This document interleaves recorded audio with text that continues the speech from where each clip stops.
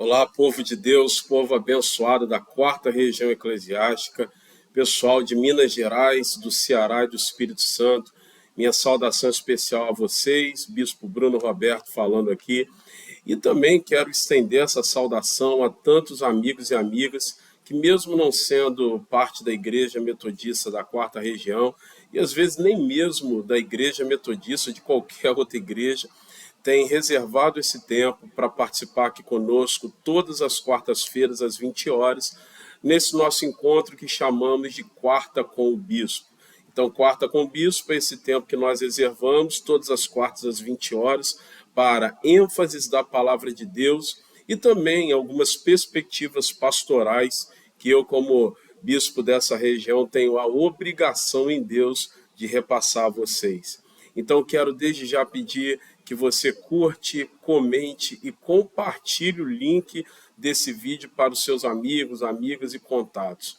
Às vezes eu percebo que nós temos uma discrepância muito grande entre pessoas que realmente estão visualizando os vídeos, pessoas que estão conectadas online, com o número de curtidas e de comentários. Tem muita gente que não tem o costume de curtir e comentar os vídeos.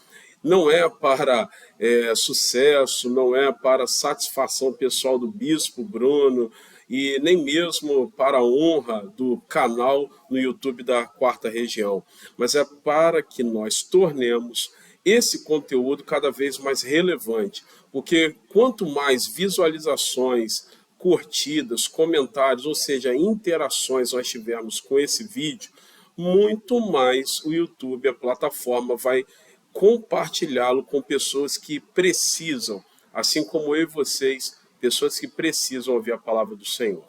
Então, nessa oportunidade, eu quero compartilhar com vocês o texto bíblico, princípios baseados no texto bíblico de Daniel, capítulo 1, versículo 8.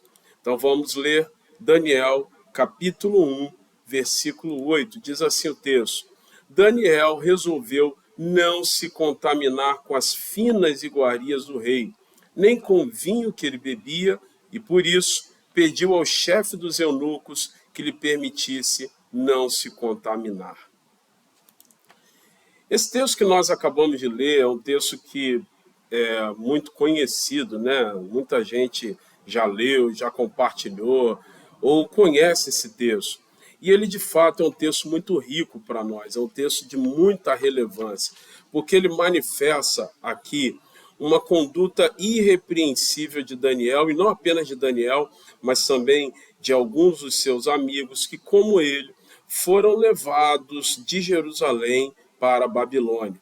Para quem não sabe, para quem não conhece muito o contexto, o pano de fundo desse texto que nós lemos, o que aconteceu foi que alguns povos inimigos do povo de Israel, dentre eles a Babilônia, o povo da Babilônia, invadiram Jerusalém, a terra dos israelitas, e ali eles destruíram a cidade, quebraram os muros, queimaram as portas de acesso à cidade de Jerusalém, e mais que isso, levaram como cativos, como escravos, alguns dos jovens, alguns homens ali de Jerusalém. E esses jovens que foram levados foram aqueles considerados os melhores, as pessoas que mais tinham contribuições a darem para a terra de Jerusalém. O povo da Babilônia capturou como escravos, dentre eles Daniel, Ananias, Azarias, Misael, que foram os amigos de Daniel, e igualmente a ele levados como escravos para a Babilônia. E nós vemos aqui no versículo 8 do capítulo 1 de Daniel, que Daniel e os seus amigos decidiram não se contaminar, ou seja, eles decidiram manter a integridade em Deus, a partir dos princípios que eram caros para eles.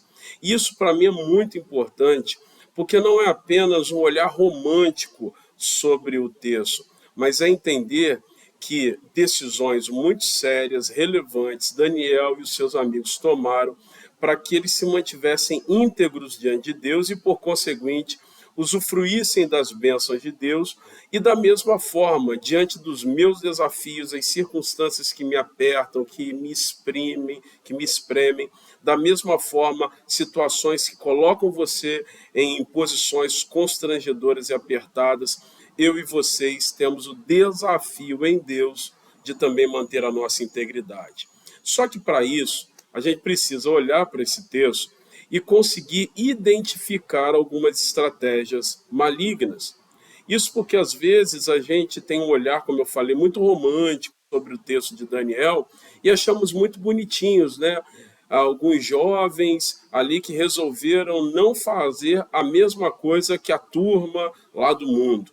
Mas a verdade é que a decisão de Daniel e de seus amigos foram decisões muito severas, muito relevantes e significativas. E, em alguns casos, decisões que fizeram com que eles saíssem da sua zona de conforto. Então, ao invés de olharmos para esse texto apenas com romantismo, entendendo que está tudo muito bonitinho ali, a gente precisa olhar com um olhar mais crítico, entendendo as estratégias malignas. Estratégias que se manifestaram na vida e contra a vida de Daniel e seus amigos e certamente em algum momento vão tocar a minha vida e a tua vida. E a gente precisa estar atento a essas estratégias. A primeira estratégia está baseada no versículo 7 do capítulo 1, que diz assim: o chefe dos eunucos lhes deu outros nomes, a saber, a Daniel de Beltesazar, a Ananias, o de Sadraque, a Misael, o de Mesaque, e a Azarias, o de Abdinego. Esses nomes que o chefe dos eunucos deu a Daniel e aos seus amigos representam aqui a manifestação da alteração da identidade. O objetivo aqui não era apenas dar novos nomes, como quem entende que os nomes de Daniel e dos seus amigos eram nomes muito feios. Não, na verdade não tinha a ver com a estética ortográfica, não tinha nada a ver com uma simples mudança de nome, mas tinha uma intencionalidade que era mudar a identidade de Daniel. E da mesma forma como o chefe dos eunucos, o próprio rei da Babilônia, decidiu mudar a identidade de Daniel e dos seus amigos, é fato que conosco vai acontecer a mesma coisa. Então essa é a primeira estratégia maligna, é mudar a nossa identidade. Alguém vai dizer, mas bispo, o que tem a ver identidade com nome? Hoje, nós geralmente escolhemos nomes apenas pela questão que nos cabe mais belo, que nos parece mais bonito o nome. Nem todas as pessoas hoje escolhem nome para os seus filhos baseado em alguma questão histórica ou alguma intencionalidade, ou algum desejo de associar aquele nome a uma personalidade dos filhos. Mas na antiguidade isso era quase que uma regra. Os nomes representavam a identidade das pessoas ou aquilo que os pais desejavam espelhar na identidade dos seus filhos. Ainda que isso gere uma longa discussão da efetividade disso, da ação efetiva disso, o que importa é a intenção. Na antiguidade se tinha a intenção de dar nomes, associando aqueles nomes à identidade da criança que nasceria. Então, quando o povo da Babilônia resolveu alterar o nome de Daniel dos seus amigos, eles queriam mudar ali a identidade de Daniel e dos seus amigos. Então, não sejamos ingênuos. A primeira estratégia maligna contra a nossa vida para bloquear ou para tentar bloquear as bênçãos de Deus na nossa vida é mudando a nossa identidade, é tocando em quem nós somos em Deus. Veja que em Mateus capítulo 4, no relato do evento ali da tentação de Jesus, o diabo sempre martelou exatamente na questão da identidade. Ele disse para Jesus, se tu és o Filho de Deus, transforma as pedras em pães. Se tu és o Filho de Deus, se jogue daqui do alto do templo. Então ele sempre tocou na questão da identidade de Jesus, porque o diabo sabe que quando gera em nós uma crise de identidade, ele consegue alterar, ele consegue bagunçar com aquilo que nós somos em Deus, ou bagunçar com aquilo que nós pensamos que somos em Deus, e, por conseguinte, alterar alguns dos nossos atos.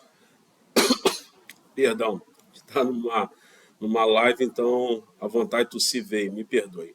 Então, essa manifestação de mudar, ou de tentativa de mudar a identidade do povo, não ficou restrito a Daniel, seus amigos. Isso continua até hoje. Por exemplo, Daniel significava Deus é o meu juiz. E Beltesazar, que foi o nome que os babilônicos deram para ele, significava que ele era príncipe de Baal. Ananias, por exemplo, significava presente de Deus. O outro nome dado a ele, que foi Sadraque, significa comando do deus Acu. Misael significava quem é como Deus, um questionamento, quem é como Deus. Já o seu nome babilônico, que era Mesaque, significa quem é Acu. O nome de Azarias significava Deus é quem me ajuda. Mas o seu nome na Babilônia, que era Abdinego, significava o servo do Deus Nego. Então, mudar o nome na antiguidade era símbolo da mudança da identidade, da devoção daquela determinada pessoa a um determinado Deus também. Nós precisamos saber quem somos em Deus. Nós precisamos ter claro o que Deus representa na nossa vida, quem Ele é para nós e o que nós somos nele. A Bíblia diz que nós somos filhos amados que devem dar alegria a Deus, assim como Jesus foi um filho amado que deu alegria a Deus. O texto de uma das cartas do apóstolo Pedro diz que nós somos propriedades exclusivas de Deus, povo que foi chamado para andar com Deus. Então não abra mão da sua identidade, por mais que agora, nesse exato momento, algumas realidades, alguns contextos tentem querer sugerir a você que a sua identidade em Deus foi alterada, não aceite isso. Isso é uma mentira do diabo para você. Isso é uma inverdade do diabo para a sua vida. Isso não representa o que Deus quer fazer na sua história e na sua vida.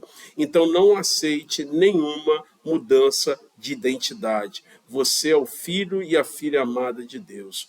Então todas as vezes que as circunstâncias sugerirem a você alguma mudança de realidades em Deus, não aceite, corra para a palavra de Deus, veja o que a palavra de Deus fala sobre a tua vida, veja o que Deus espera de você como atitude, como posicionamento, como alguém que vai gerir a sua alma, e não aceite nenhum apelido, nenhuma circunstância que venha moldar a sua vida diferentemente daquilo que Deus espera para você. Não esqueça e não negocie quem você é em Deus. Não aceite nenhuma mentira do diabo. Uma outra coisa importante é que o texto bíblico no versículo 5 diz assim: o rei determinou que eles recebessem uma alimentação diária, tirada das finas iguarias da mesa real, e do vinho que ele bebia.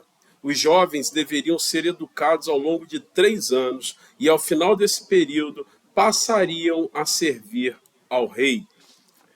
O versículo 5 que nós acabamos de ler, desse texto de Daniel capítulo 1, ele nos mostra mais uma estratégia do maligno contra a nossa vida. A primeira estratégia é mudar a nossa identidade. A segunda estratégia maligna contra a nossa vida é mudar a nossa alimentação, é mudar a alimentação dos filhos e das filhas de Deus. O diabo tem uma intenção muito clara de alterar aquilo que nos alimenta, aquilo que proporciona a nossa subsistência. Então, ficou muito claro para Daniel, para os seus amigos, que era a intenção do povo da Babilônia que eles recebessem uma outra alimentação, um outro tipo de alimento. E a verdade é que mudar a alimentação dos jovens judeus, os jovens hebreus que estavam ali na Babilônia, era uma estratégia de fazê-los se sentirem cada vez mais ajustados ao modo de vida da Babilônia. Não tem nada que represente mais o modo de vida de um lugar do que a alimentação daquele lugar. Eu sou carioca, né, de nascença. Eu nasci na capital do Rio de Janeiro, sou oriundo da primeira região eclesiástica, para os metodistas entendem, né, essa linguagem, e fui designado, uma vez eleito bispo, para Minas Gerais, Espírito Santo e o Ceará. A sede da igreja é aqui em Belo Horizonte, então geralmente é onde eu estou a nível de tempo mais recorrentemente. E a comida mineira tem sido apresentada para mim nesse tempo, assim como a comida capixaba, e de alguma forma eu vou também me alinhando ao pessoal lá do Ceará. Mas aqui é onde eu resido, onde é a sede da igreja, em Minas Gerais, em Belo Horizonte, eu tenho sido apresentado à comida mineira.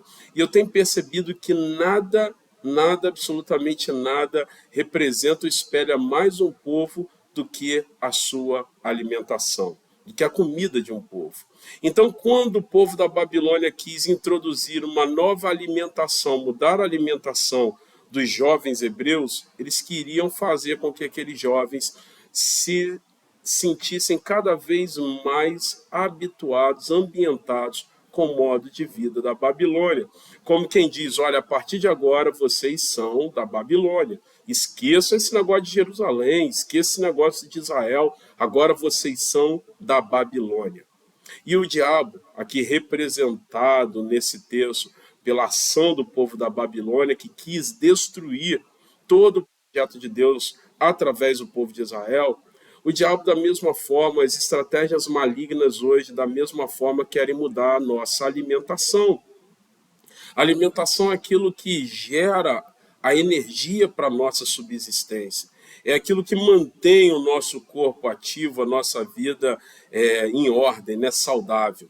E quando nós permitimos que a nossa alimentação, que aquilo que a gente coloca para dentro da nossa alma, agora tratando da questão espiritual, aquilo que a gente coloca para dentro da nossa alma, aquilo que alimenta e subsidia e respalda as nossas emoções, não tem nada a ver com o trono de Deus, então nós estamos permitindo que a energia, que o fomento de energia, que aquilo que respalda a nossa vida, sofra as influências daquilo que nós colocamos para dentro da nossa alma. Então, assim como uma pessoa que se alimenta e, dependendo dos nutrientes que ela ingere, ela tem condições físicas de se manter de pé de forma saudável, da mesma forma, aquilo que você alimenta a sua alma é o que vai subsidiar a sua vida, é o que vai respaldar, é o que vai te dar condições de ter a convicção aonde você pode chegar. Tem pessoas se alimentando com princípios que podem destruir as suas almas. Então, você não pode esperar ter maturidade espiritual. Tem gente que passa o dia todo se alimentando de princípios que estão totalmente desconectados do altar de Deus, de princípios de uma vida de santidade. Como é que você quer ter uma resistência, uma subsistência, uma vida saudável em Deus, se você só se alimenta de porcaria? Se você só se alimenta espiritualmente daquilo que tem associação com o pecado, com aquilo que tem associação à pornografia, com aquilo que tem associação à imundícia, que não tem nada a ver com o altar de Deus, como é que você vive o dia inteiro no seu trabalho, na sua escola, na sua faculdade, em conversações onde você é influenciado por coisas que não tem nada a ver com Deus? Como é que você quer ser sal e luz nesse ambiente? Então, essa estratégia de alterar a alimentação era uma estratégia muito inteligente do povo da Babilônia. Era uma ação muito astuta. Por quê? Porque dessa forma eles fariam com que Daniel e os seus amigos, jovens, muito valorosos de Jerusalém, assumissem o modo de vida da Babilônia. O diabo, quando coloca essas iguarias, esse banquete todo de pecado e tudo que deriva dele na sua frente, ele quer mudar a sua alimentação. Talvez aí você comece a perceber por que as consequências e os frutos da sua vida têm sido gerados da forma como têm sido gerados. Então, primeira coisa, o diabo vai tentar mudar a nossa identidade. Segundo, ele vai tentar alterar a nossa alimentação, porque ele sabe que alterando a nossa alimentação, ele consegue alterar os resultados da nossa vida. E por fim, para nós encerrarmos, eu quero ler com vocês Daniel 1, 3 e 4, que diz assim: depois o rei ordenou a Aspenaz, chefe dos eunucos, que trouxessem alguns dos filhos de Israel, tanto da linhagem real como dos nobres, jovens sem nenhum defeito, de boa aparência, sábios, instruídos, versados no conhecimento e que fossem competentes para servirem no palácio real, e que as penais lhes ensinassem a cultura e a língua dos caldeus. Olha que coisa fenomenal, que coisa extraordinária nós vemos aqui nesses 2 versículos que nós acabamos de ler. Nós vemos aqui a manifestação clara, manifestação inequívoca de que era interesse do rei da Babilônia, do povo da Babilônia, fazer com que aqueles jovens hebreus, com que Daniel e seus amigos alterassem ou tivessem adulterado a sua natureza multiplicadora. Por quê? Porque ele colocou aqueles jovens sob a administração e sob a tutela do chefe dos eunucos, o tal do Aspenaz.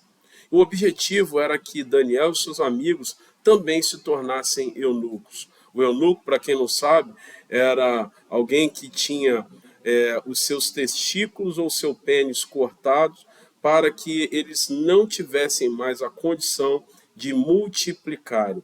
Inclusive, alguns dos eunucos eram os guardiões dos haréns, dos chefes de estado, dos reis da antiguidade. Ou seja, eles iriam estar guardando o lugar ali onde as muitas esposas e concubinas das autoridades, dos reis da antiguidade, e assim eles teriam ali a condição de jamais se tornarem multiplicadores. Eles nunca poderiam ser pais. E o objetivo do rei da Babilônia era adulterar essa natureza multiplicadora de Daniel e dos seus amigos. Ele queria, o rei da Babilônia, que Daniel e seus amigos se tornassem também eunucos. Então eu termino dizendo que a terceira estratégia maligna contra a nossa vida é destruir, é adulterar, é modificar a nossa natureza multiplicadora. Nós vemos então essa intenção muito clara no rei da Babilônia. E é por isso que Satanás investe muito para que homens e mulheres de Deus como eu e vocês nunca estejamos envolvidos com evangelismo, com missões e com estratégias de tornar aquilo que Deus tem feito na nossa vida abrangente e possível a muitas pessoas ao nosso redor. Ele quer que a nossa natureza multiplicadora da visão de Deus não seja expansiva a pessoas ao nosso redor. Então essa é uma estratégia muito clara, e é por isso que tem muitos crentes que se contentam em estarem apenas nos cultos. Tem muita gente que está dentro da igreja, mas está vendo, está ali só para ver os defeitos das outras. Tem gente que está na igreja, pasmem, tem pessoas que estão na igreja há muitos anos e nunca foram instrumentos de Deus para a salvação de ninguém. Isso é muito sério. Isso é adulterar a nossa natureza multiplicadora. A Bíblia diz que nós deveríamos ir e fazer discípulos de todas as nações. Por isso eu quero encerrar esse tempo desafiando cada pessoa que está nos assistindo e especialmente cada membro das nossas igrejas metodistas na 4ª região. Nós vamos crescer, nós vamos avançar, nós sim, debaixo da unção de Deus e debaixo daquilo que a Bíblia apresenta para nós como princípios, nós vamos tornar cada igreja da 4ª região uma célula multiplicadora, um ambiente de multiplicação da visão que Deus nos deu. Afinal de contas, nós não somos agentes secretos do reino. E aquilo que Deus nos deu, nós vamos multiplicar. A bênção que Deus tem te dado, você vai se tornar um multiplicador dela. A alegria que Deus tem gerado por andar nele, você vai se tornar um multiplicador dessa visão. Aquilo que Deus tem feito na sua vida, você vai contar isso para muita gente. O ministério que você participa ou lidera, você vai fazer desse ambiente um núcleo de evangelização. Porque adulterar ou anular ou modificar a nossa natureza multiplicadora é uma estratégia maligna contra a nossa vida. Quantas pessoas nesses primeiros 9 meses do ano você já ganhou para Jesus? Quantas pessoas você tem convidado para participarem do mesmo ambiente celebrativo na sua igreja, junto com você aos domingos ou aos finais de semana, ou qualquer que seja o dia de culto?